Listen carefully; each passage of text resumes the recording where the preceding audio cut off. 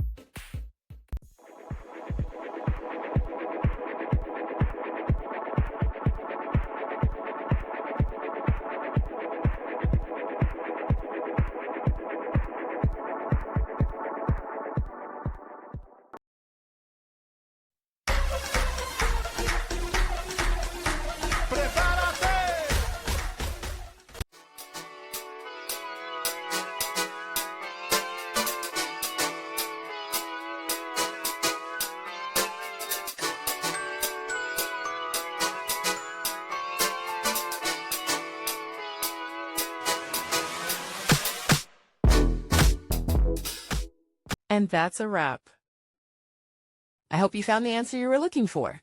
If you did, take a second to hit that subscribe button. It really helps out. And let me know in the comments which solution worked best for you. See you next time in the debug zone.